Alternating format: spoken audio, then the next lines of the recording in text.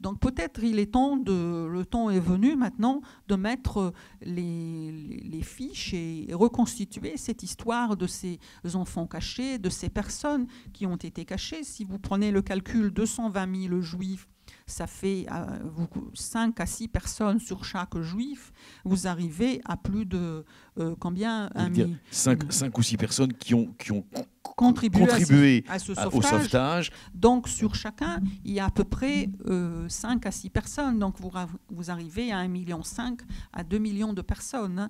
Donc pourquoi ne pas reconstituer à la fois l'histoire de ces juifs sauvés et à la fois de leurs sauveurs, puisque tous n'ont pas reçu la médaille des justes, ne pourront jamais recevoir la médaille des justes, puisqu'il y a certains critères établis par Yad Vashem. Donc, de mon point de vue, ça serait le plus important à faire et ça donnerait une image à ce moment-là. On pourra comprendre pourquoi ces gens ont agi et comment effectivement a été effectué le sauvetage, dans quelle région beaucoup plus ou dans quelle zone, etc. Bonsoir à tous.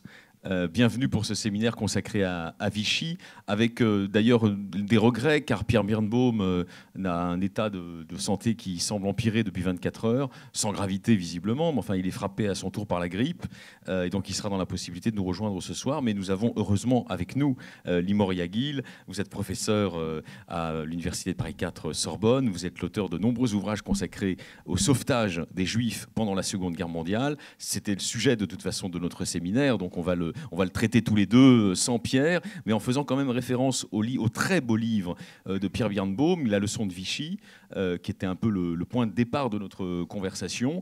Il livre ses souvenirs d'enfants cachés dans un village des Hautes-Pyrénées.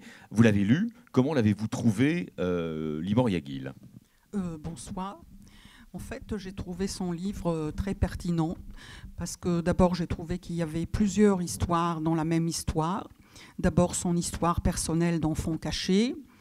Et là, c'était très intéressant de voir par-ci, par-là ce qu'il relevait.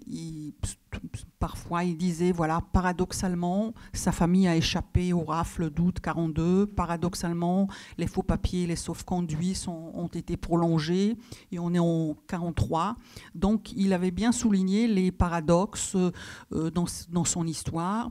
Et donc, il y a cette première histoire de personnel. Ensuite, cette histoire personnelle de chercheur, sociologue, et comment il essaye d'éviter cette période de Vichy, comment il est surpris à la fois en entendant qu'un certain chercheur a eu tout de même, que d'autres chercheurs étaient mêlés aux lois de Vichy, donc par exemple Duverger, des grands professeurs qu'il connaissait, donc qu'il admirait, et donc il était assez surpris de cette vérité.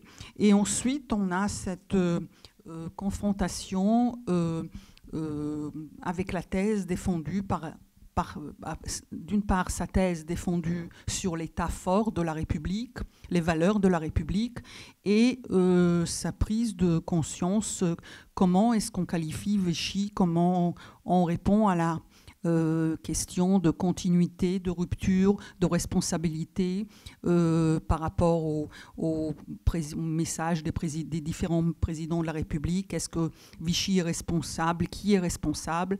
Et il finit par une idée sur ce qui se passe aujourd'hui concernant l'antisémitisme. Est-ce que l'État aujourd'hui sera toujours capable, la République sera toujours capable de défendre les citoyens juifs de France? Alors justement, au cœur de son livre, il y a l'idée d'une trahison de la République vis-à-vis des Juifs qu'elle a livrés en quelque sorte au régime du maréchal Pétain. Au fond, lui, ce qu'il souligne, et c'est très intéressant, ça serait l'idée qu'il y a au fond une continuité sous-jacente entre la République et le régime de Vichy, malgré la rupture politique absolument évidente. La République a été empêchée de se continuer. Néanmoins, il traque aujourd'hui, à 80 ans de distance, les signes d'une paradoxale continuité. Qu'est-ce que vous pensez justement de ce soupçon qu'au fond, il y aurait eu une part de République dans le régime abominable de Vichy, Limor Yagil? Alors d'abord, je dirais que ce qui m'a surpris un peu dans ce qu'il a écrit, c'est que une phrase, comme il disait, « Rien n'obligeait Vichy à légiférer contre les Juifs ». Alors je me suis dit, mais où sont passés les Allemands ? Ils sont bien là, ce sont bien les occupants, et donc il faut prendre en conscience que Vichy est né d'une occupation et que la législation concernant les Juifs est aussi née de cette occupation, et qu'en 1940, les Juifs en Pologne sont déjà massacrés depuis longtemps. Donc est-ce que ceux qui sont au pouvoir avaient un autre choix ? Donc c'est ça, je pense qu'il faut se poser la question. Après, sur l'élite et la continuité, je pense que si certains juristes et personnes qui étaient au Conseil national, effectivement, ont joué un rôle important dans la publication des lois, dans la politique antisémite, etc., il faut voir qu'il y avait d'autres personnes qui n'ont pas appliqué ces lois. Donc peut-être, et c'est là que ça m'amène à cette notion qui me semble assez importante, de voir que même s'il y a une continuité, tout le monde n'a pas continué, tout le monde n'a pas accepté le régime de Vichy, même ceux qui étaient au pouvoir. Alors on ne va pas venir tout de suite au cœur de vos thèses à vous, mais on va vous demander, vous êtes donc né en Israël, à Haïfa, vous êtes historienne de formation, vous êtes venue en France ensuite, au moment de vos études. Pourquoi vous êtes intéressée à ce point à tout ce qui pouvait, jusqu'à un certain point naturellement, nuancer le récit emblématique de Paxton? Il n'y a pas que lui d'ailleurs qui a contribué à ce narratif historique qui consiste à insister exclusivement sur les responsabilités intrinsèques de la société française sous la coupe du régime de Vichy. Pourquoi est-ce que vous vous êtes intéressé au fond à tous ces phénomènes qui jusqu'à un certain point montrent qu'il y avait une relative autonomie des Français et d'une partie de l'opinion française vis-à-vis du régime de Vichy et de sa politique antisémite? Tout a commencé par une thèse que j'avais faite à Sciences Po en 86 sur l'homme nouveau et la révolution nationale de Vichy. Et là, c'était une étude... Parce qu'on l'oublie, parce qu'on croit que Vichy, c'est que de l'ultra-conservatisme, mais il y avait évidemment une dimension démiurgique et même révolutionnaire dans le régime de Vichy. Une utopie de créer une nouvelle société, il y avait un homme nouveau. La volonté de créer un homme nouveau, et de ce point de vue-là, presque en parallèle avec les messianismes communistes. Et donc tout a commencé de ça. Ça m'a permis, avec cette thèse que j'ai écrite, que j'ai soutenue en 92, de voir effectivement tous les procès de haute cour de l'élite politique de Vichy. Et énormément des documents à l'appui qui concernent, parce que trouver des documents sur l'utopie de l'homme nouveau, c'était pas aussi simple que ça. Mais par ailleurs, ça m'a permis de voir que beaucoup de choses qu'on affirmait à l'époque s'avéraient incorrectes par rapport aux archives que j'avais trouvées. Donc, de fil en aiguille, je me suis dit, il y a des choses qui ne sont pas claires, qui sont paradoxales. On publie les lois antisémites, mais en même temps, il y a des dérogations. Et j'ai vu par ailleurs des doyens d'université qui, en dépit de numerus clausus, trouvaient le moyen de garder les étudiants juifs comme auditeurs libres. Et de fil en aiguille, vous avez tous ces paradoxes qui s'accumulent.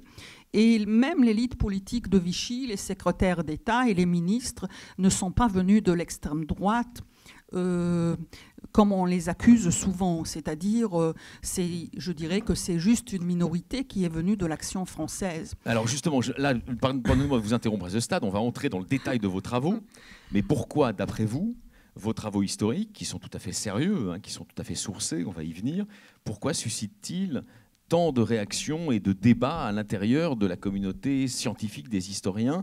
Est-ce que c'est, comme vous le suggérez dans certaines prises de position récentes, parce que les paxtoniens, comme vous les appelez, auraient pris le pouvoir dans les médias? C'est juste dernièrement que j'ai osé dire ça, mais c'est à la suite... Ça ne m'a pas échappé, vous voyez. Très bien. Mais c'est à la suite de livres que j'ai lus avec beaucoup d'admiration de Pierre Laborie, son dernier livre, Le chagrin et le venin, où effectivement il attaque, justement, il critique tout cette doxa des historiens.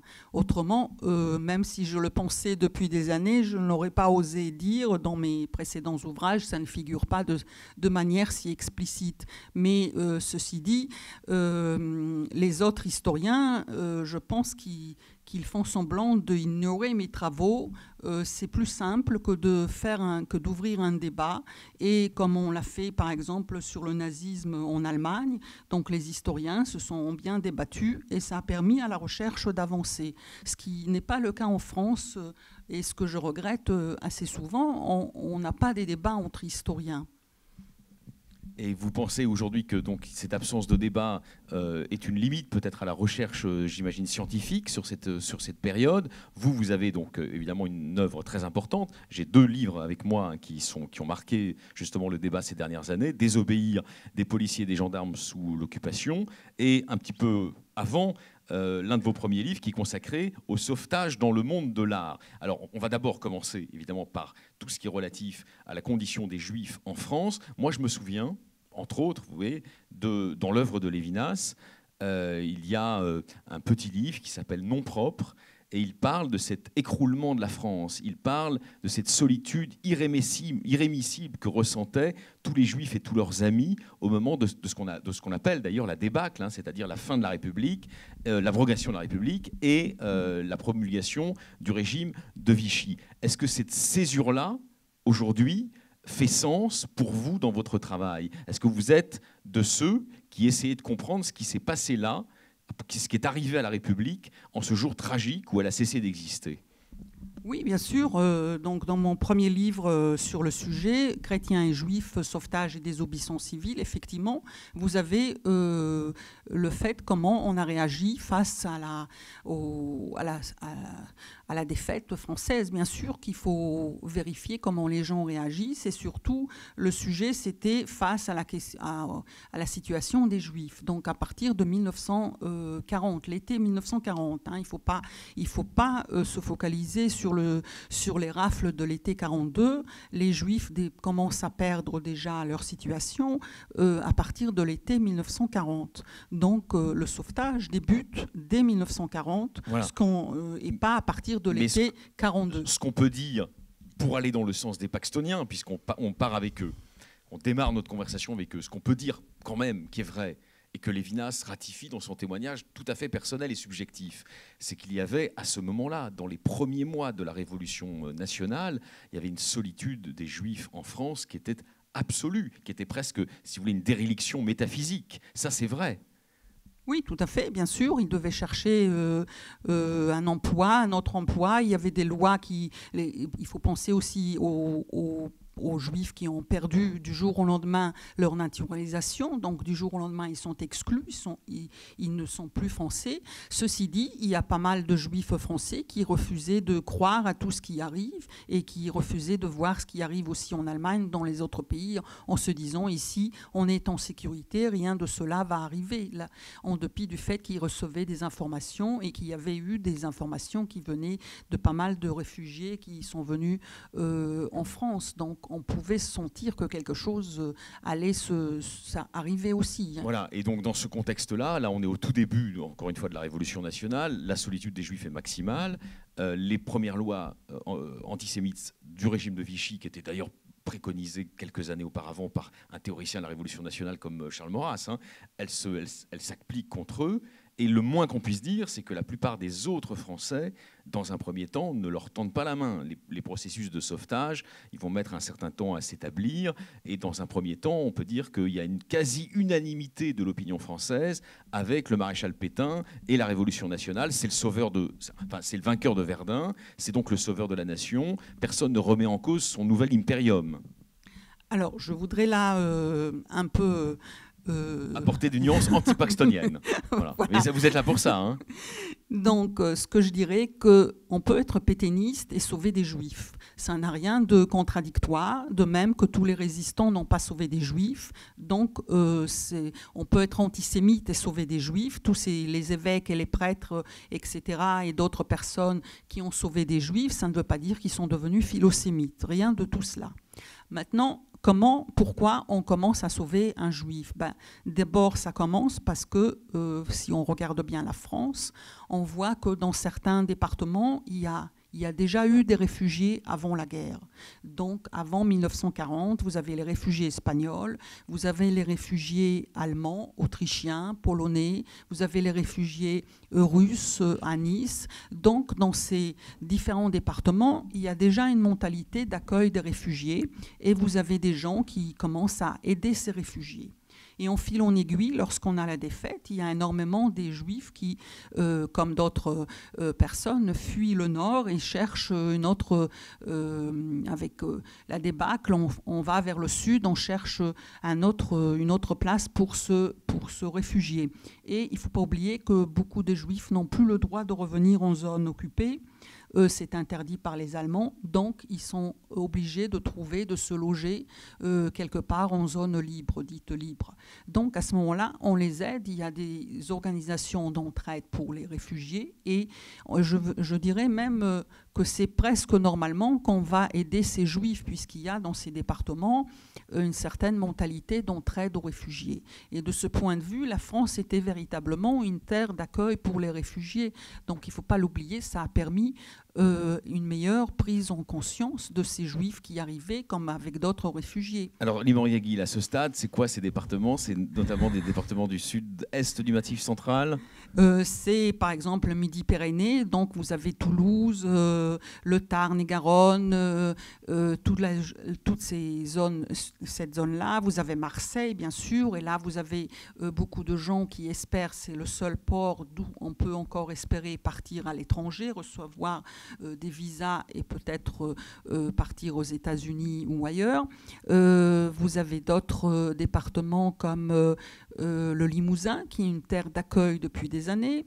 Vous avez Dieu-le-Fit ou la Drôme, où c'était connu comme de lieu d'accueil pour des réfugiés allemands. Donc on aura aussi des Juifs qui vont arriver, et c'est flagrant aussi pour certains artistes qui savent d'avance que c'est comme Sanary-sur-Mer, que c'est bien là qu'il y avait des réfugiés allemands et autrichiens avant-guerre. Alors on peut en dire un mot, hein. Sanary, ça va devenir une sorte de colonie juive allemande et autrichienne pour les artistes, pour les écrivains. Surtout pour les écrivains. Pour les écrivains, donc un certain nombre d'entre eux vont y séjourner, d'autres à partir de Sanary vont partir pour la Californie. Hein. Il y a des itinéraires, vous pouvez nous donner quelques noms justement de grands écrivains allemands qui ont bénéficié de cette générosité locale, donc Sanary c'est dans le Var, hein, des habitants du Var qui leur ont permis au fond progressivement de s'exfiltrer de la zone sud et de gagner des terres plus accueillantes, notamment les États-Unis.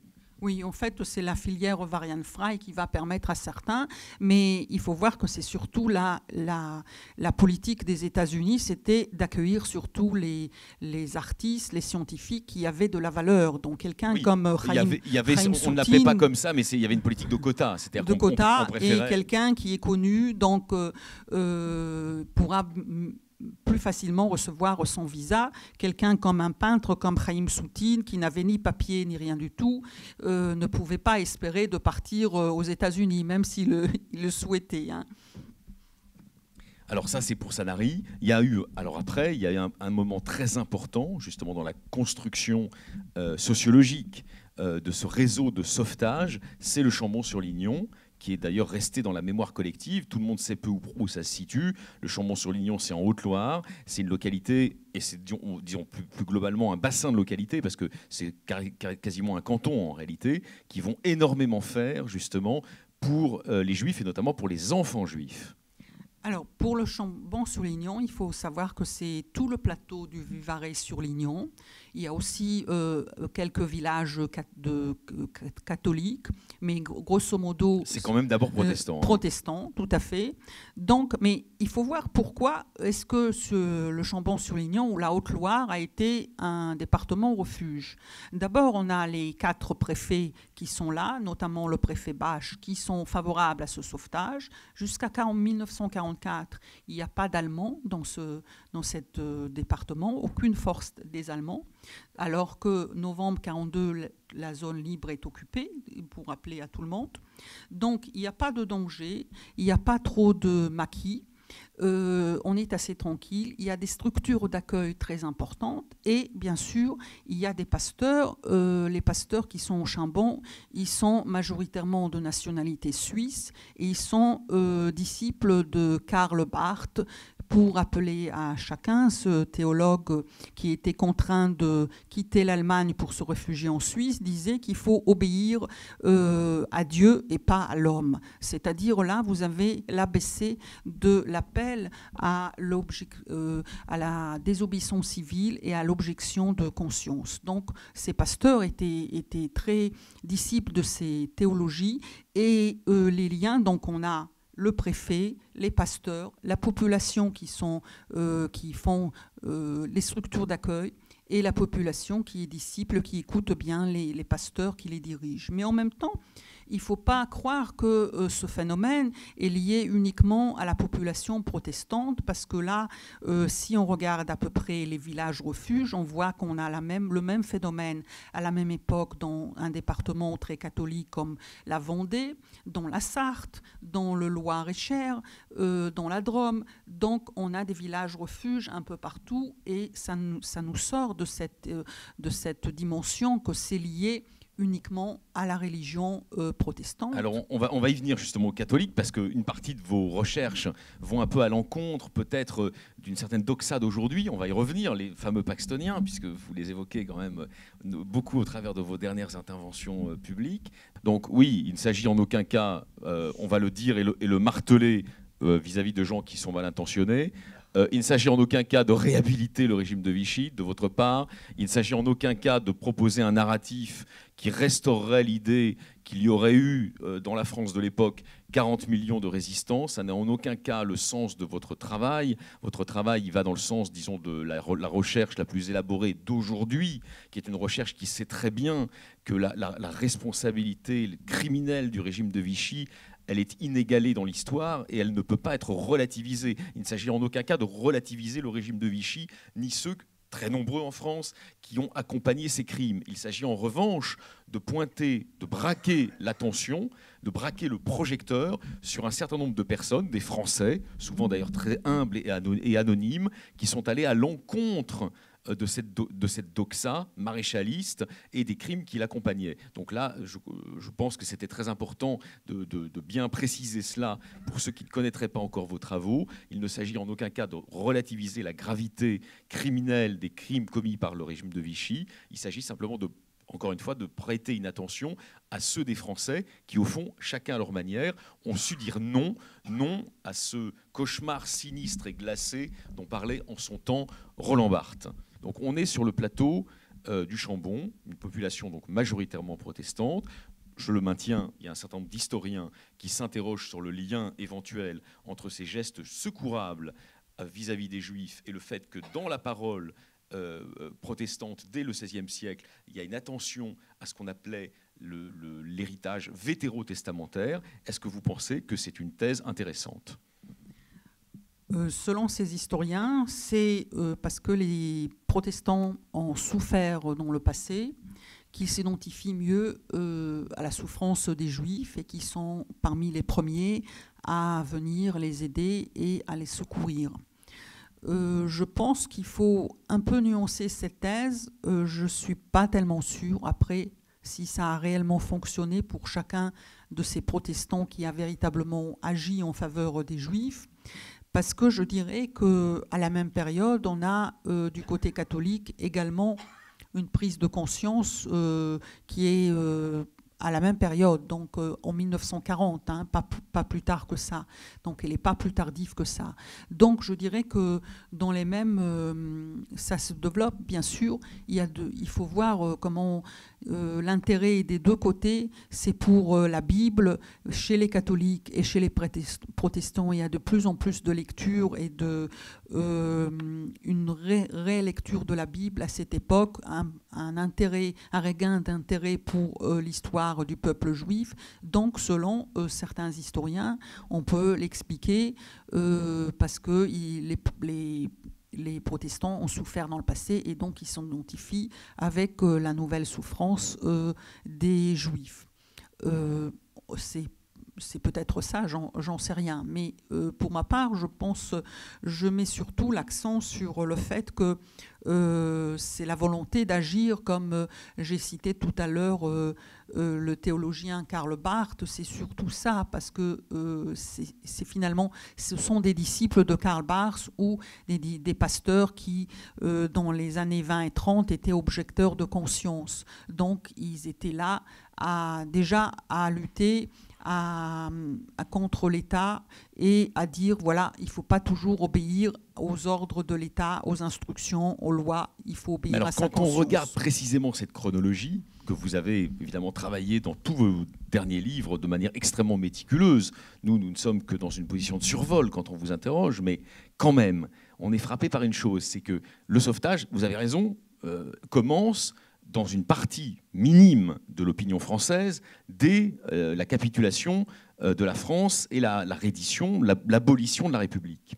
Mais quand même, d'abord, c'est vraiment mezza voce, c'est très timidement. On a quand même l'impression qu'un certain nombre de personnes qui vont se révéler des sauveteurs de juifs plus décidés attendent que le discrédit de l'opinion retombe sur le régime de Vichy. C'est-à-dire, en fait, visiblement, c'est l'été 1942 où beaucoup de Français attentistes, pétainistes en réalité, ne nous leurrons pas, pétainistes, donc attentistes, vont se dire, mais finalement, ce régime est moins populaire qu'il l'était au début, peut-être peut-on commencer à montrer un peu notre humanité à titre individuel. Donc il ne faudrait pas non plus héroïser trop un certain nombre de ces sauveteurs. C'était peut-être des hommes et des femmes avec leurs qualités, mais aussi avec leurs défauts, peut-être aussi d'une certaine manière avec leur lâcheté. Il ne faut pas se leurrer. Vous voyez, il faut peut-être éviter un geste à partir des recherches que vous faites qui consisterait à les héroïser systématiquement. C'était parfois une humanité au fond un peu grise, un peu médiocre, avec sa part de lâcheté, encore une fois. Alors, je dois préciser ce que cela veut dire désobéir. D'abord, désobéir, il faut bien comprendre le terme, ce n'est pas résister. Ce n'est pas l'équivalent de résister, et je fais bien la distinction entre les deux. Tous les résistants ont désobéi, mais tous ceux qui ont désobéi ne sont pas des résistants. C'est-à-dire que lorsque vous êtes résistant, vous faites votre activité dans le cadre d'un groupe ou d'un mouvement, d'un réseau de résistance. Donc c'est bien précis, vous faites votre activité dans le cadre d'un groupe. Donc si le groupe décide de sauver les Juifs, vous le faites parce que vous avez reçu les instructions du groupe. Alors que lorsque vous faites la désobéissance civile, c'est à titre personnel. C'est-à-dire qu'à un moment donné, vous obéissez à votre conscience et vous dites, voilà, là je ne peux plus tolérer ce qui se passe, je vais agir. Mais en même temps, il faut voir que c'est pas, ça continue pas. C'est-à-dire que si vous avez aujourd'hui aidé un juif, vous avez caché quelqu'un, vous avez fourni aujourd'hui de faux papiers, ça ne veut pas dire que le lendemain, vous allez le faire pour d'autres juifs. C'est-à-dire, il faut prendre par exemple le cas des fonctionnaires qui est très délicat. Et à partir de 1941, il faut aussi le serment de fidélité au maréchal Pétain. Donc, si on regarde les fonctionnaires, que ce soit les préfets, les maires, les secrétaires de mairie, les gendarmes, les policiers, les enseignants, etc., tous ces gens-là, ils sont supposés appliquer les lois qu'on leur donne, surtout les gendarmes et les policiers, mais également les préfets. Donc, si on veut rester à son poste, on est obligé d'envoyer des circulaires en disant, voilà, on va arrêter, on préfère arrêter les juifs français, mais il faut arrêter les juifs. Mais ça ne veut pas dire que par ailleurs, on applique ces circulaires et on va l'appliquer pour tous les juifs que l'on doit arrêter. Et là, je prends l'exemple... Sauf que vous savez très bien qu'un certain nombre de livres récents tendent à montrer au contraire que si on prend la ville de Paris, dans de très nombreux arrondissements, je n'ai plus les chiffres précis en tête, mais le taux d'application des circulaires a été maximal, notamment au moment de la rafle du Veldiv, donc entre le 16 et le 18 juillet 1942. Donc ceci relativise en partie votre thèse. Vous voyez, c'est-à-dire que visiblement, il y a des endroits du territoire national, sous la coupe de ce régime, où la capacité de désobéissance individuelle, même des fonctionnaires les plus moralisés, était quand même très très faible. Sauf que pour la rafle du Veldiv, on devait arrêter 27 000 juifs et on n'a arrêté que la moitié, 50%. Et pour les autres... Oui, enfin, entre guillemets, naturellement. On est bien d'accord. Voilà, parce mais, que c'est déjà malheureusement, si vous voulez, un chiffre considérable. Oui, mais donc on peut quand même craindre que dans le cadre de ce totalitarisme particulier qu'était le régime de Vichy, le taux d'application de la législation antisémite était quand même très élevé. Oui et non, parce que là, il faut regarder aussi les rafles de l'été 42, oui. Et on voit le même échec dans les autres en zones libres, mais notamment à Nancy. Si vous regardez les arrestations qui devaient avoir lieu, sur les 400 juifs qui devaient être arrêtés, on a arrêté seulement, entre guillemets, 32 juifs. Ceci grâce aux 7 policiers de Nancy qui ont d'ailleurs tout le service de la préfecture pour les affaires d'étrangers a reçu notamment la médaille des Justes. Donc, et à Marseille, la rafle de l'été 42, c'est pareil, c'est moins de 50%. À Toulouse, c'est pareil. Dans la Lozère, c'est pareil. Dans l'Aveyron, c'est pareil. Donc, si vous regardez à travers toutes ces rafles de l'été 42, vous voyez que du point de vue des Allemands et des autorités de Vichy, c'est un véritable échec. Donc, comme le disent les Allemands clairement, il y avait des fuites des policiers. Maintenant, le policier qui va sauver, il ne faut pas se cacher la face, il ne peut pas tout faire par lui-même, donc il prend des risques énormes, il peut être sanctionné, il peut être déporté, arrêté, etc. Donc il a besoin, on a beaucoup des histoires de policiers ou de gendarmes. Les gendarmes, c'est surtout dans les localités, comme on a parlé, le Chambon-sur-Lignon, là c'est flagrant. Effectivement, quand il fallait arrêter, ils sont venus souvent avant la date de l'arrestation. Ils ont averti les personnes, ils ont fait semblant de ne pas les trouver ou en disant on va venir demain et le lendemain les personnes n'étaient plus là. Donc ce genre de récits, on les trouve de plus en plus et on voit d'après les chiffres qu'effectivement on n'a pas arrêté le nombre de juifs qu'on devait le faire. Donc, mais alors justement, ça pose une question de fond. Vous savez très bien qu'il y a, depuis maintenant 20 ans, il y a des thèses historiques sur lesquelles vous vous êtes d'ailleurs prononcé. C'est toute une école d'ailleurs qui existe en France, qui est soutenue par des historiens. On va dire, là, on est en dehors justement des clans historiques. Notre réflexion est en dehors des clans historiques.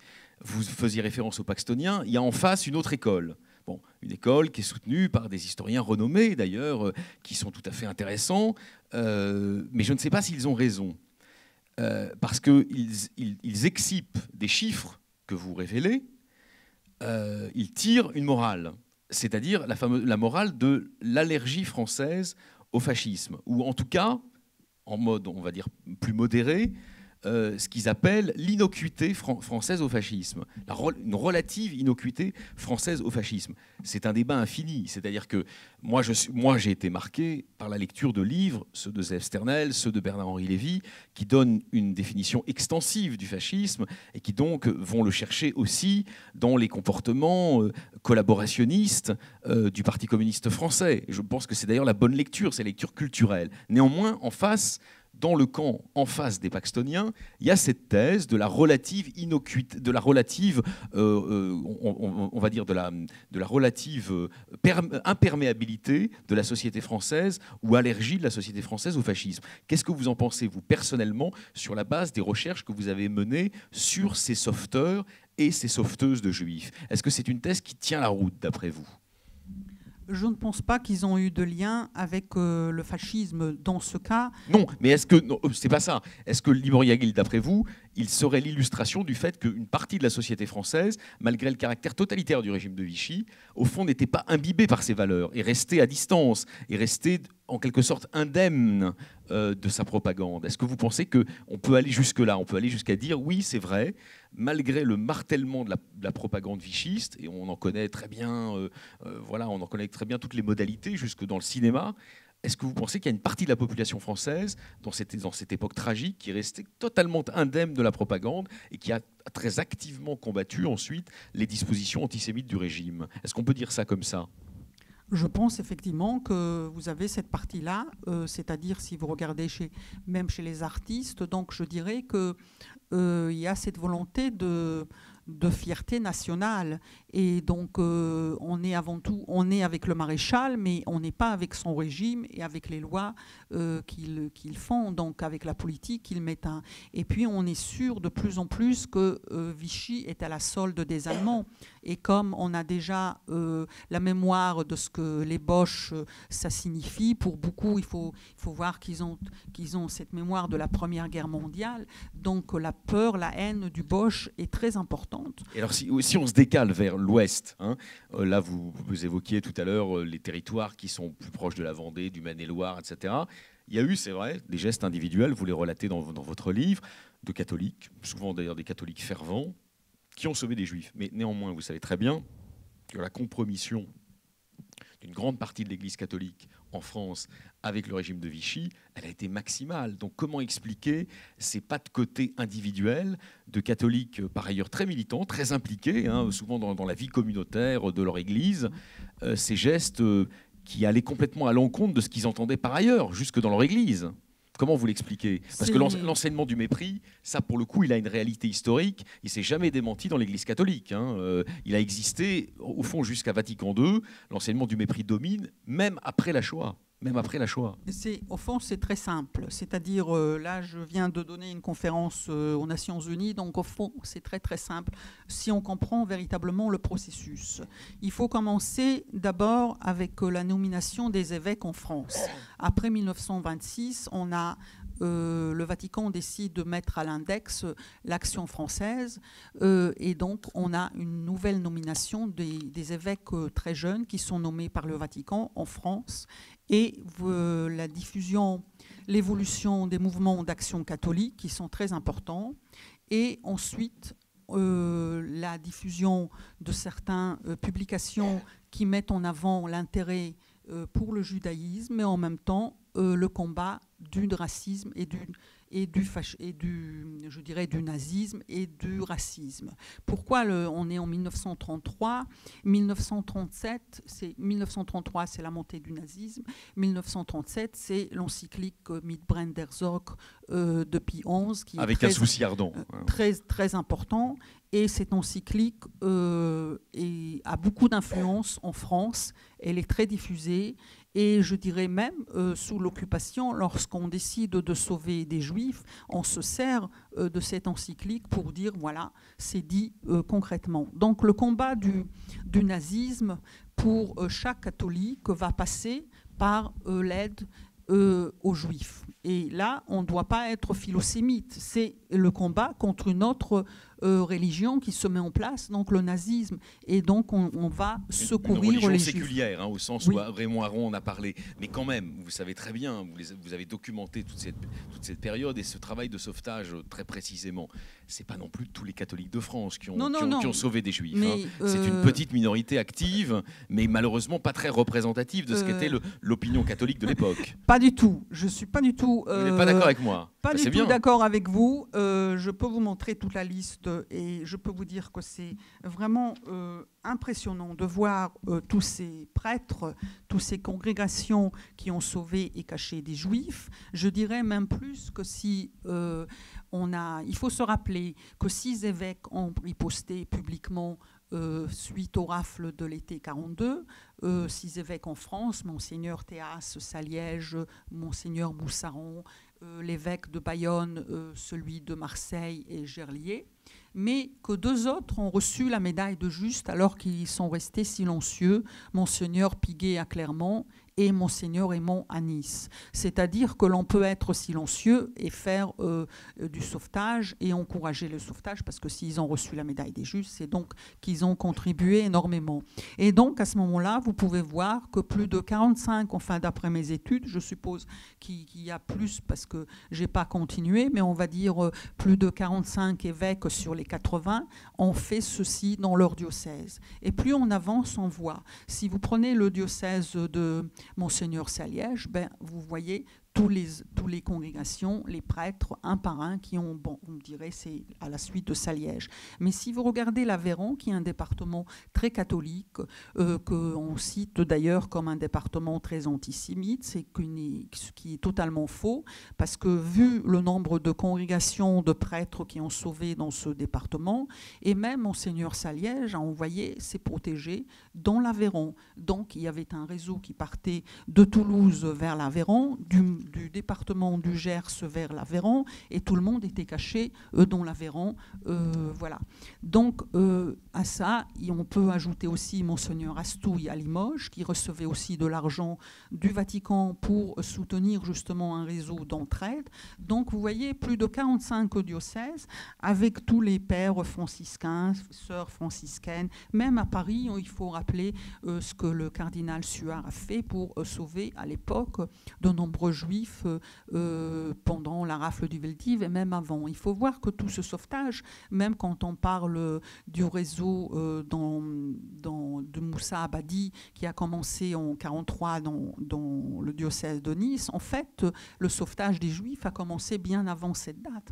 Donc l'évêque était bien au courant de ce qui se passait et on voit petit à petit comment c'est catholique. Maintenant, est-ce que tout le monde je ne dis pas qu'ils sont devenus philosémites, hein, ce n'est pas la question, mais je dirais que dans le monde catholique, l'aide, et chez les protestants peut-être aussi, seulement ils sont moins nombreux, l'aide aux persécutés est très importante. Et encore une fois, il n'y avait pas non plus la volonté de convertir les enfants juifs, une image qu'on a après coup, suite à l'affaire Finalis, soi-disant que l'Église a essayé de convertir les enfants, etc.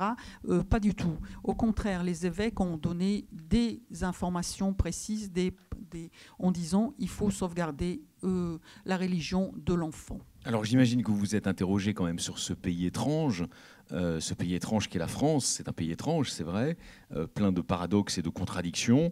L'étude que vous avez conduite sur le sauvetage est une des illustrations d'ailleurs de ce paradoxe. Comment vous expliquez ce qui vous apparaît à vous, hein, c'est une thèse qui est discutée, nous le savons bien, mais ce qui vous apparaît à vous comme une singularité de l'opinion française pendant la Seconde Guerre mondiale, c'est vrai que si on compare avec d'autres pays qui ont été balayés par la vague fasciste, il y a eu un nombre de Français qui ont été secourables à l'égard des Juifs qui est beaucoup plus important. Ça, c'est vrai. Et puis, il y a eu, par ailleurs, une résistance en France qui n'était pas sans lien avec les gestes d'humanité que vous avez restitués. Comment vous l'expliquez? Est-ce que ce n'était pas, au fond, qu'il y avait souterrainement dans la population française, encore une fois pas dans le régime, on ne parle pas du régime là, hein, mais il y avait souterrainement dans la population française une part des Français qui était beaucoup plus construit et marqué par l'héritage républicain qu'on ne le pense aujourd'hui dans des recherches, on va dire, un peu manichéennes. Est-ce qu'au fond, l'œuvre de la République n'avait pas déjà, en quelque sorte, porté ses fruits auprès de ces Français qui savaient très bien qu'il y a des choses qui sont impensables, des choses qui sont inenvisageables, et qu'au fond, ces réflexes d'humanité, ces sursauts d'humanité que vous mettez en lumière sont peut-être dus à cette espèce de persistance souterraine de la culture républicaine sous le totalitarisme? Peut-être, mais encore une fois, je ne suis pas sûre. Parce que si je regarde, par exemple, les instituteurs, je ne peux pas dire que tous ont été formés de telle façon par qui ça demanderait une recherche. Oui, sauf que les instituteurs, justement, c'est un bon exemple. Imoria Guil, vous en parlez. C'est un des bastions de la culture républicaine de la Troisième République. Justement, les instituteurs, pour la plupart d'entre eux, ils communiaient dans les valeurs de la Troisième République. Ils étaient radicaux-socialistes ou ils étaient socialistes. Ils étaient proches de ces valeurs-là. On peut penser, justement, que les sursauts d'humanité pendant la Deuxième Guerre mondiale, dans la France occupée que vous relatez, sont dus aussi à cette persistance de la culture républicaine chez un certain nombre de professions en France. Justement, ils n'ont pas eu ce sursaut. Donc, vous pouvez trouver chez les instituteurs aussi des membres qui étaient favorables à la collaboration, qui n'ont rien fait pour sauver des Juifs, qui étaient très contents de voir leurs collègues qui n'avaient plus le droit de continuer d'enseigner. Donc là, votre théorie, elle tombe. Oui, mais là, on parlait de ceux qui ont sauvé des enfants. Hein, donc, parce qu'il y en a. Oui, oui, il y en a. Alors, là, je dirais encore une fois que je ne pense pas que c'est un réflexe politique.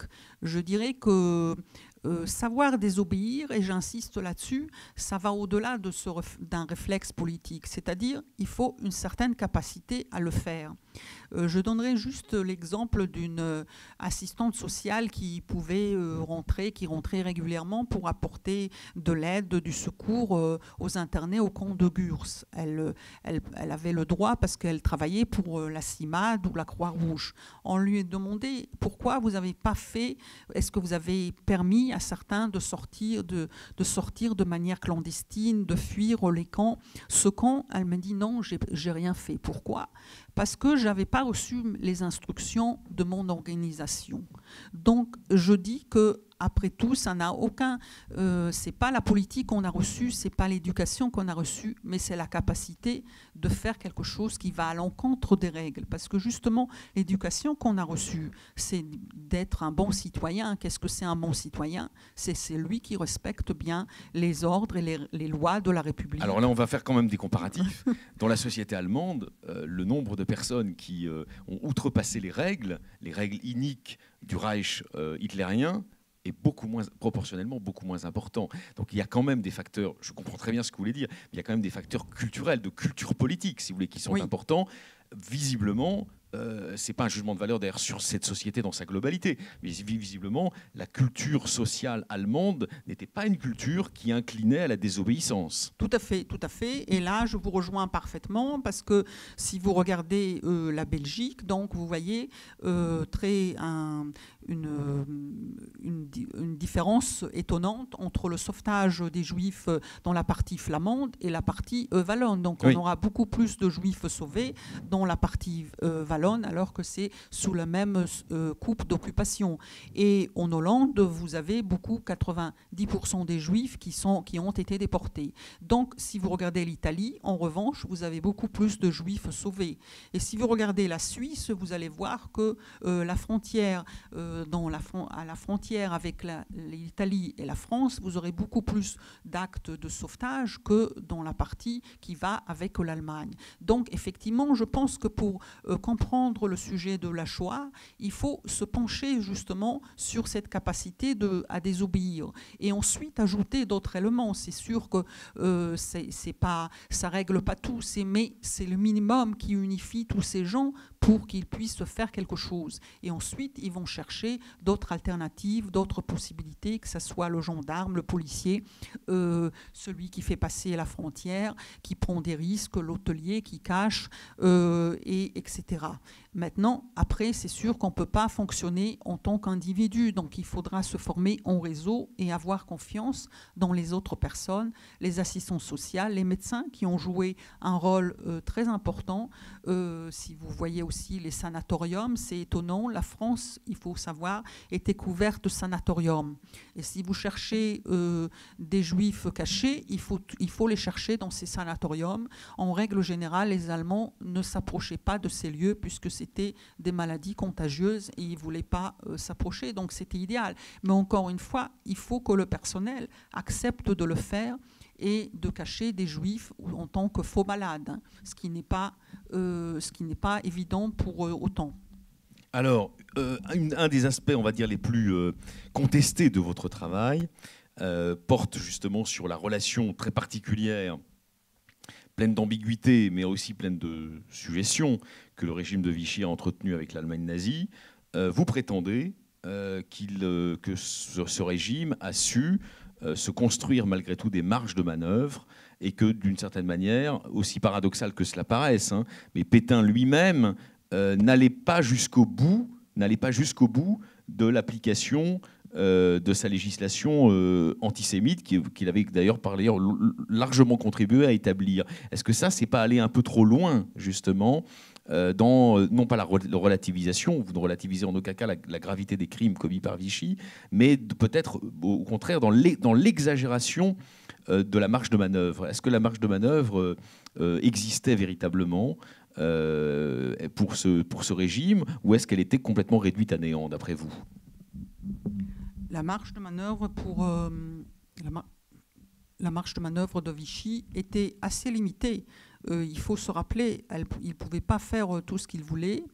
même s'il donnait l'impression d'être un État qui avait le droit, qui avait une certaine... Du moins, il faut distinguer aussi entre 1940 et 1943 ou 1944. Voilà. Alors, l'objet des dernières recherches très intéressantes de quelqu'un comme Laurent Joly, hein, c'est très intéressant. C'est accablant. Entre nous, c'est accablant. Hein. J'ai lu très en détail son livre sur la rafle du Veldiv. Alors là, il y avait il y avait une autonomie structurelle, bureaucratique du régime de Vichy quasi totale, qui a plus que devancé. Il a même, en quelque sorte, créé ex nihilo une situation à laquelle, apparemment, l'occupant ne le forçait en aucun cas. Donc malheureusement, c'est vrai que là, il y a une zone grise, si vous voulez, dans la compréhension du phénomène. Et j'ai quand même l'impression, à avoir lu Joly, que la rafle du Veldiv, c'est une initiative absolument arbitraire et absolument autonome du régime de Vichy, qui n'y était en aucun cas obligé par la puissance tutélaire des nazis. Alors là, on rentre un peu dans un domaine qui n'est pas encore traité dans mes ouvrages Bien sûr, actuels. Et qui est un domaine polémique. Oui, et qui va sans doute être traité dans un prochain bouquin, mais je dirais tout simplement que je ne suis pas entièrement d'accord avec sa thèse, que je ne suis pas d'accord non plus pour accuser le ministre de l'Intérieur, ni Bousquet, ou de dire Bousquet entièrement, qui est le seul coupable, hein, c'est pas que je veux le blanchir, mais de dire que... où il y a tout de même Laval et Pétain qui sont les plus hauts responsables de tout ce qui se passe, hein. Il ne faut pas l'oublier. Il y a les autorités allemandes qui sont bien présentes, alors qui figurent presque pas dans le livre de Joly. Donc il ne faut pas les oublier. Et surtout, il ne faut pas oublier qu'en 1940, lorsque les Allemands débarquent à Paris, qui occupent la France, ils veulent faire déporter l'intégralité des Juifs, hein. Il ne faut pas l'oublier, ça. Donc la totalité, ça veut dire tous les Juifs français, tous les Juifs apatrides, étrangers, tout le monde devrait être déporté. Donc maintenant, je dirais qu'il faut regarder le verre à demi plein, c'est-à-dire qu'on a tout de même le fait que 220 000 Juifs ont été sauvés, n'ont pas été déportés. Donc qu'est-ce qui se passe dans les autres pays ? Il faut se poser cette question-là. Est-ce que sans Vichy, on aurait eu une situation meilleure ? Je sais pas. Mais tout ce que je dis, c'est que en 1940, bon, là on rentre dans un autre parcours, mais il y a véritablement Vichy veut donner l'impression que c'est lui qui est en charge de tout ce qui se passe en France. Il publie le premier statut de juif, mais il arrive le premier statut après la première ordonnance allemande et après les autres lois que l'on sait déjà qui sont publiées dans les autres pays, et après que l'on sait aussi que Abetz et les autres Allemands qui sont en France ont déjà l'intention de faire déporter tous les Juifs. Donc il faut regarder un peu cela dans le contexte. Alors vous savez très bien qu'il y a eu une thèse qui est extrêmement perverse, hein, qui avait été portée par des historiens dans les années 60, 70, qui consistait à présenter le régime de Vichy comme une sorte de bouclier. Cette thèse, d'ailleurs, elle a été remise à l'honneur récemment par un publiciste très commenté aujourd'hui, qui est Éric Zemmour. Il l'a fait sur les plateaux de télévision. Cette thèse, elle est évidemment totalement fausse, hein. Là, pour le coup, l'école paxtonienne a raison contre Zemmour. On ne peut absolument pas dire qu'il y a eu une influence émolliente ou adoucissante du régime de Vichy sur le sort des Juifs français sous l'occupation. C'est pas vrai. Tout montre l'inverse. Mais en revanche, vous, dans votre réflexion, vous essayez de vous attacher à la nuance. Nuance ne veut pas dire disculpation, hein, en aucun cas. Et vous vous demandez si aujourd'hui, on n'a pas un point de vue, disons, essentiellement moral et abstrait, qui consiste à ne plus être capable de restituer dans son contexte un certain nombre de mesures qui ont été prises, et qui ont été prises, vous y insistez, sous la pression de l'occupant. Oui, tout à fait. Et encore une fois, je pense qu'il faut regarder le régime de Vichy qui n'était pas d'un bloc. Donc il faut voir que quelqu'un qui était comme Marcel Déat ou Xavier Vallat, bon, même Xavier Vallat qui est très antisémite, il ne faut pas l'oublier, que finalement, d'abord, son point de vue à lui, c'était de donner des dérogations à des juifs français qui ont fait la Première Guerre mondiale ou qui ont été utiles à la nation française. Donc certains ont effectivement reçu ces dérogations, mais à force de donner des dérogations, les Allemands étaient très mécontents de ce qu'ils faisaient. Donc finalement, on l'a évincé et on a mis à sa place Darquier de Pellepoix, qui est une véritable ordure. Il ne faut pas oublier qu'on a le commissaire aux questions juives, comment il fonctionne. Il ne faut pas oublier que tous les polices supplétifs, et notamment la police aux questions juives qui est là pour traquer les juifs et pour les chercher. Il ne faut pas oublier tous les partis collaborationnistes qui aident les Allemands lorsqu'ils n'arrivent pas à avoir suffisamment de forces de l'ordre qui feront ce que les Allemands leur ordonnent de faire. Donc tout ça, il faut prendre en compte. Et ensuite arrive la période de la milice qu'on oublie assez souvent, mais qu'il faut voir aussi les nombreuses arrestations pendant ces années de 1943 par les Allemands essentiellement et par la milice ensuite. Donc, et ensuite, je dirais que le rôle de l'historien, c'est pas d'accuser et de faire des procès. Le rôle est de comprendre comment la situation a évolué, comment on est arrivé là.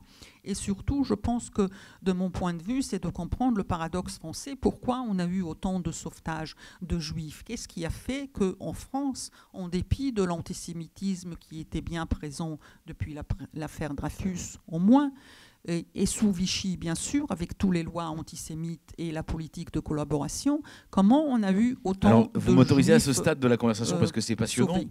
Votre recherche est passionnante. Je vous livre une hypothèse. Moi, je vous ai dit, dans ma compréhension, je ne suis pas historien professionnel, mais dans ma compréhension de ce qu'a été Vichy, j'ai été très influencé par les livres de Sternel, de Lévy. Et au cœur de ces livres-là, il n'y a pas l'idée que les Français sont antisémites. Ça, c'est ridicule. Ils n'ont jamais dit ça, ni écrit ça. Il y a l'idée des deux France. Il y a le concept même des deux France. Il y a une France des Lumières et il y a une France des contre-Lumières. Il y a une France de l'intégration par la citoyenneté des Juifs et il y a une France qui leur ferme la porte au nez. Bon, voilà, c'est la France de, si vous voulez, pour aller vite, c'est la France de Zola et la France de Drummond, ou de Zola et de Maurras. Mais mon hypothèse, mais ça n'est qu'une hypothèse, pour expliquer tous ces gestes secourables, en grand nombre, c'est vrai qu'ils sont en grand nombre, qui sont sous les radars, en quelque sorte, de l'officialité vichiste. Ça serait, vous voyez, Limor Yaghil, qu'au fond, cette France républicaine, apparemment vaincue en 1940, elle a survécu dans le cœur d'un certain nombre de Français. Voilà, ça c'est mon hypothèse, oui, c'est mon hypothèse de travail. Alors est-ce que c'est une vue de l'esprit au regard de votre travail d'érudition historique, ou est-ce que ça peut éventuellement correspondre à ce qui s'est réellement passé, d'après vous ?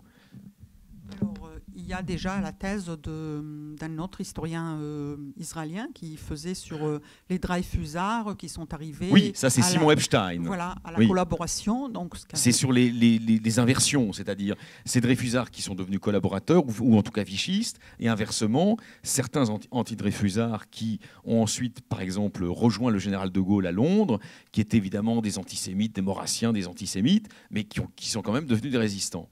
Ça existe, oui. Oui, donc pour ma part, je dirais qu'il ne faut pas généraliser. Je retiens le fait qu'il faut regarder l'homme, puisque c'est l'homme qui désobéit, donc il faut regarder l'individu, et les individus un par un, le plus possible, et ensuite prendre en compte la mentalité locale qui est très importante. Pourquoi dans un département ou dans une région on sauve plus? Pourquoi dans la Haute-Savoie on est plus apte à sauver les Juifs que dans un autre département? Donc, et qui les sauve? Donc si vous regardez de plus près, vous aurez dans la Creuse, vous aurez plus d'instituteurs et de paysans que dans un autre département où vous aurez plus de prêtres ou de catholiques. Donc c'est par le biais de l'individu que je cherche à comprendre et non pas à généraliser, à dire voilà, un tel est catholique, donc il est antisémite, donc il n'a pas sauvé, il n'a rien fait. Comme je l'ai dit, tous les résistants n'ont pas sauvé des Juifs et vous avez beaucoup de pétainistes qui ont sauvé des Juifs. Donc on est dans une période qui n'est pas normale, entre guillemets. On est dans une période d'occupation où tout est bouleversé. Donc on dénonce ses voisins, on dénonce ses amis, chacun a peur de l'autre et on ne doit pas s'attendre à des cheminements réguliers, schématiques, logiques. mais justement regarder ce qui se passe de manière imprévisible, Alors comment vous, les gens réagissent voilà, de manière imprévisible. vous qui avez travaillé sur cette catégorie de la population remarquable, mais évidemment très minoritaire, qui étaient les sauveteurs et les sauveteuses de juifs, est-ce que vous avez le sentiment que, sans avoir évidemment d'informations comme on pourrait en avoir aujourd'hui, mais ils avaient l'intuition d'une persécution grandiose qui était en train de s'accomplir en Allemagne, en Pologne, contre le peuple juif? Je pense que des informations sont arrivées. Peut-être on n'avait pas exactement les détails sur les chambres à gaz, mais on savait qu'on tuait les Juifs, on savait ce qui se passait pour le programme T4 qui a été mis en place en Allemagne. On savait pour les catholiques en Allemagne et notamment aussi pour des Juifs. Il y a beaucoup des Juifs, il y a beaucoup de catholiques qui étaient très attachés avec les milieux juifs. Donc on avait des informations. Beaucoup de ces informations passaient d'ailleurs par la Suisse, ce qui nous ramène à ces pasteurs protestants et de nationalité suisse qui ont fait véritablement un travail très important en France. Donc l'information passait, et notamment chez les catholiques, on avait des informations sur les persécutions et sur les juifs. Maintenant, on ne voulait pas toujours le savoir, mais chacun à son échelle particulière peut essayer de faire quelque chose, de lutter à sa manière contre ce qui se passe. Alors pour les catholiques, ça sera plus dans le champ catholique particulier, les liens qu'ils connaissent, les liens avec les juifs, la cache dans des couvents, etc. Mais pour les autres, ça se fait aussi. Donc pour des gendarmes, ça va être pour informer, pour les policiers de cacher des armes, mais ça se fait à l'échelle du particulier. On ne peut pas généraliser et dire voilà. D'ailleurs, on n'a rien, par exemple, sur les policiers. Les policiers, on ne sait pas s'ils étaient dreyfusards, anticommunistes ou pas, antisémites ou pas, on ne sait rien, puisqu'on n'a aucune étude sur ces milieux, ni sur les gendarmes, ni sur les policiers, ni même sur les instituteurs. Donc, moi, comme historienne, je ne peux pas dire, voilà, ils sont là. En revanche, je peux dire que, par exemple, beaucoup étaient anticommunistes. Donc, on ne va pas trouver la même attitude vis-à-vis des communistes, et c'est tout naturellement qu'il y a aussi des juifs communistes, donc ils vont rentrer dans cette catégorie qu'on ne va pas toujours les aider. Alors vous insistez à juste raison, Limor Yagil, sur le fait qu'un historien, une historienne doit porter une attention particulière aux singularités, aux situations singulières, uniques. Qu'est-ce qui se passe d'après vous quand même, si on fait des idéotypes, comme on dit en sociologie, qu'est-ce qui se passe dans la tête d'un paysan antisémite, éventuellement pétainiste, qui va sauver des enfants qui lui sont apportés? Quel déclic qui fait qu'il va tomber du côté du bien, d'après vous? Ben, il y a eu le film Le vieux et l'enfant, d'abord, qu'on peut voir à tel point. Qui permet de comprendre ce qui se passe. Qui permet de comprendre. On a vu aussi Monsieur Batignolles, c'est pareil. Du jour au lendemain, il y a le petit enfant qui débarque chez lui, un voisin, il n'aime pas les biopains. En plus, il a son gendre qui est dans la collaboration. Donc voilà. Et à la fin, il passe tous les enfants, il les fait passer en Suisse lui-même. Donc voilà. Après, c'est la... Ça, c'est ce qui se passe. Mais qu'est-ce qui se passe dans sa tête, d'après vous? Je pense qu'il est là à vouloir aider des enfants d'abord. D'abord, c'est les enfants qu'on veut aider. Et les enfants, tout le monde veut, c'est la charité chrétienne, c'est pour tout le monde valable. Donc, chacun voudra aider et faire des sacrifices pour un enfant, pour lui permettre à manger, pour pouvoir le scolariser. Donc vous avez aussi des enseignants qui disent, lorsqu'on leur demande la liste des enfants juifs dans leurs écoles, ils disent non, moi je ne sais pas ce que c'est des enfants juifs. Pour moi, tous les enfants sont pareils. Donc voilà. Après, je pense qu'effectivement, l'antisémitisme n'a pas eu d'effet dans ces milieux où c'était des propos en l'air, ou je ne sais pas si c'était vraiment profond, ou dans certaines circonstances, on se dit, comme dans le vieillard et l'enfant, voilà, il disait tout le temps contre les antisémites, mais finalement, le petit enfant, il était là, et lui, il était différent. Oui, alors sauf que quelques années avant, en 1934, la République manque d'être emportée par une grande manifestation, on dirait populiste aujourd'hui, mais où la composante antisémite est majeure. Donc on peut dire que, si vous voulez, les années 30, c'est aussi des années où il y a une sorte de crue du fleuve antisémite absolument considérable. Donc s'il y a une crue du fleuve antisémite, ça veut dire qu'il y a aussi des antisémites. Il y a des millions d'antisémites en France. Est-ce qu'il y a véritablement des millions d'antisémites en France? Mais après, encore une fois, comme je l'ai dit, on peut sauver. Vous avez aussi le cas en Pologne, la même chose, des personnes qui étaient antisémites toute leur vie et qui, au moment de sauver des juifs, ils vont faire le nécessaire. Donc, je veux dire, on est dans une situation particulière, on oublie tous ces mythes sur lesquels on a été... Alors, dernière question hyper polémique. Vous pensez qu'on a eu trop tendance ces 15, ces 20, ces 30 dernières années à présenter, disons, un peu que par facilité rhétorique, à présenter les Français comme un peuple de salauds entre 40 et 44 ? Oui, et ça, c'était dans mon nouveau livre que j'ai publié sur les anonymes de la résistance. En tout cas, on a voulu montrer que les Français ne s'intéressaient pas à ce qui se passe, qu'ils étaient apathiques. C'est pas totalement faux. Non, je pense que c'est faux. Je pense qu'on exagère parce que précisément la résistance, si on parle uniquement de cette résistance de la première heure, de 40, elle a commencé en 40, et j'étais moi-même surprise de voir tous les réseaux et les mouvements de résistance qui se sont formés à partir de 1940. Le plus connu est peut-être le Musée de l'Homme, il y a beaucoup d'autres.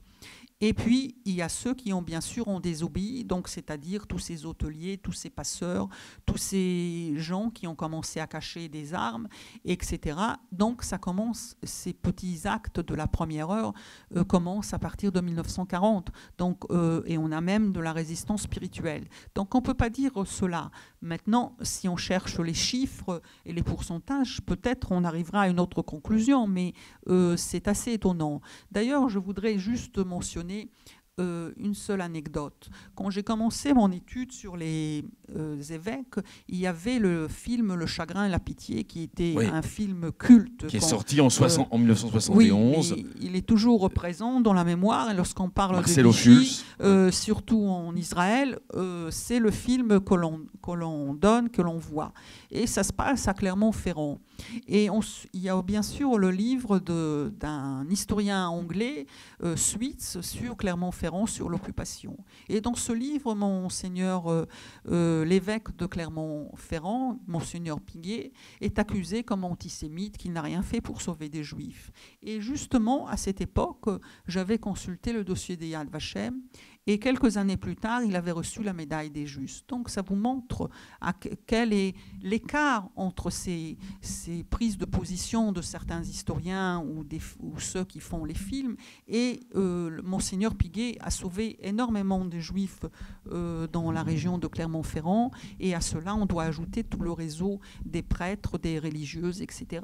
Donc comment on peut dire d'un évêque, là on est véritablement dans ce qu'on veut dire sur Vichy, alors que ça ne coïncide pas avec la réalité, au lieu de faire une recherche positive et non pas de dire, voilà, j'ai mon idéologie, je fais parler les documents en fonction de mon idéologie. Alors vous venez de citer Yad Vashem, on va terminer cette conversation très intéressante, très stimulante, mais aussi très polémique par ce point-là. Est-ce que Yad Vashem, au fond, détient encore des secrets sur les différents pays qui ont été alliés par la force ou par la volonté aux puissances de l'Axe entre 1939 et 1945? Est-ce qu'il y a encore des archives à faire parler pour comprendre les singularités nationales de ces différents pays sous l'occupation nazie? Oui, il y a toujours, les archives se trouvent notamment dans les pays, mais rien que actuellement, j'ai été surprise de voir qu'il y a tout un réseau de diplomates polonais qui étaient en Suisse et qui ont sauvé plus d'une centaine de juifs en leur fournissant des visas pour partir au Paraguay. Et sur lesquels donc Yad Vashem enquête afin de... Ils ont reçu la médaille des Justes, mais c'est une histoire vraiment bouleversante, méconnue, entièrement méconnue en France. Ça a été découvert il y a seulement un an. Il y a un film qui vient de sortir aux États-Unis. Donc je veux dire, voilà, on est très loin de savoir tout, et je suis sûre qu'on peut trouver encore et encore d'autres archives, que ce soit à Yad Vashem et dans les différents pays. La Suisse, d'ailleurs, je suis sûre, pour mes artistes, c'était pareil. J'étais surprise de voir à tel point contrairement à tout ce qu'on accuse en général ce pays, ont trouvé finalement un véritable lieu de refuge. Et bon nombre des Juifs qui ont pu passer par la Haute-Savoie ou des filières qui ont pris en charge les enfants juifs, les ont cachés et ont placés en Suisse. Donc je suis sûre qu'il y a aussi d'autres personnes en Suisse qui ont fait beaucoup pour aider ces Juifs et que ça mériterait effectivement une recherche plus approfondie. Alors, dernier mot, après je passe la parole à nos amis. Vous êtes israélienne. Comment vos travaux sont-ils reçus justement dans le paysage de l'historiographie israélienne contemporaine de la Shoah et en particulier de la contribution du régime de Vichy à la Shoah ? Ils sont très connus, je dirais, surtout aux États-Unis, surtout dans plusieurs pays, notamment en Pologne, notamment aux États-Unis, en Israël. Donc, ils sont bien présents. Maintenant, c'est sûr que c'est pas évident pour tout le monde d'accepter, mais je pense que c'est important de donner la parole et de faire attention à ces ouvrages. Je dois juste mentionner que le livre sur les artistes au nom de l'art 1933-1945, Exil, Solidarité, Engagement, c'est le seul ouvrage qui existe de nos jours qui ne parle pas de spoliation des œuvres d'art, mais du sauvetage des artistes juifs, qui est très important. On a l'impression qu'ils étaient tous déportés, ce qui n'est pas du tout le cas. Beaucoup ont eu la vie sauve en France. Il n'y a pas des statistiques du nombre des artistes juifs avant la guerre, donc on ne peut pas savoir combien il y avait des artistes avant la guerre, combien étaient déportés, combien étaient sauvés. Il y a même pas il y a très peu des justes artistes à Yad Vashem, donc c'est peut-être le moment de se pencher sur la question. Mais il y a énormément de sauvetage d'artistes juifs grâce à l'aide de leurs collègues artistes qui ont contribué à ce sauvetage.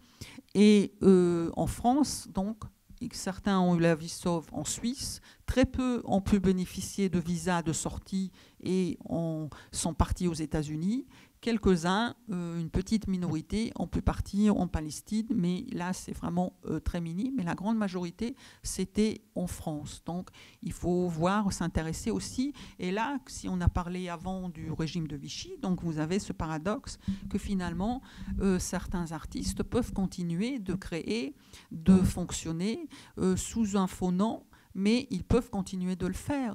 Donc, ce qui est assez paradoxal pour un régime qui veut les exclure tous et les déporter. Donc, ça peut continuer sous différentes facettes. Je mentionnerai aussi que certains juifs ont été acceptés dans les mouvements de jeunesse sous le contrôle du secrétariat général de la jeunesse de Georges Lamiron de Vichy.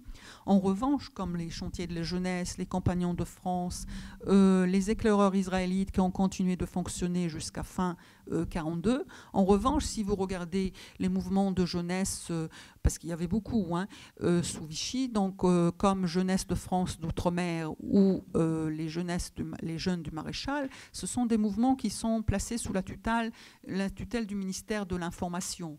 Donc là, vous avez véritablement des thèmes antisémites, racistes, et là, effectivement, les Juifs sont exclus et sont interdits. Donc, il faut voir que Vichy n'est pas d'un bloc, et donc vous avez des zones d'autonomie, des zones de possibilités où on peut faire. Par une question justement très importante, le fait de dire Vichy n'est pas d'un bloc, c'est sans doute la vérité historique. Justement dans sa complexité, ses nuances. Puis on sait bien que même des régimes totalitaires, l'Allemagne nazie aussi, étaient parcourus, traversés par des lames de fond d'hostilité entre certaines personnes, des courants contradictoires, des oppositions, etc. Des schismes, des rivalités, des scissions. Tout ça est vrai. Mais est-ce que ça ne peut pas, malheureusement, cette parole-là de vérité, être récupérée par ceux qui veulent aujourd'hui nous expliquer qu'en fait Vichy, c'était pas si pire que ça ? Est-ce que vous vous êtes posé la question, au fond, du risque d'une récupération de vos travaux par ceux qui voudraient, aujourd'hui, Éric Zemmour en tête, minorer la gravité du régime de Vichy pour le statut des Juifs français, mais aussi pour la situation de sécurité des Juifs dans leur globalité Je pense que lorsqu'on fait une recherche d'historien, on ne doit pas se poser cette question. C'est-à-dire si après c'est récupéré par certains journalistes, c'est leur droit. Vous voulez dire, on cherche la vérité d'abord. Voilà. Ce n'est pas mon intérêt de changer cette vérité historique. Si ça rejoint, si ça sert quelqu'un d'autre, c'est pas mon souci. Maintenant, après, je pense que Éric Zemmour, on lui a pas donné non plus la possibilité de bien discuter. On l'a souvent attaqué et donc on n'a pas très bien compris aussi le sens de ce qu'il voulait. Ça sera éventuellement l'objet d'autres rencontres, mais il y aurait beaucoup à dire il y aurait beaucoup à dire. Mais le fait est, ça vous le reconnaissez, que lui remet en circulation la vieille théorie du glaive et du bouclier. Voilà, il explique en grande partie ce régime comme ça. Cette théorie, elle a plein d'inconvénients et le premier, évidemment, c'est d'annuler complètement la marge de manœuvre, de décision, d'initiative des cadres du régime de Vichy et notamment du maréchal Pétain. Non, ça n'est pas vrai. Pétain n'était pas complètement sous influence allemande. Il y avait quand même une petite marge de manœuvre qui restait. Et c'est dans le cadre de cette marge de manœuvre qu'il a commis les crimes imprescriptibles que la France a reconnus en 1995. Vous êtes d'accord ? Oui, tout à fait. Pétain est bien responsable, mais est-ce qu'il avait vraiment le choix ou la possibilité de décider autrement? Ça, c'est une autre question. Voilà, c'est une question pour les historiens, pas pour les idéologues, pas pour les journalistes. Voilà, merci beaucoup. En tout cas, on vous applaudit, c'est passionnant.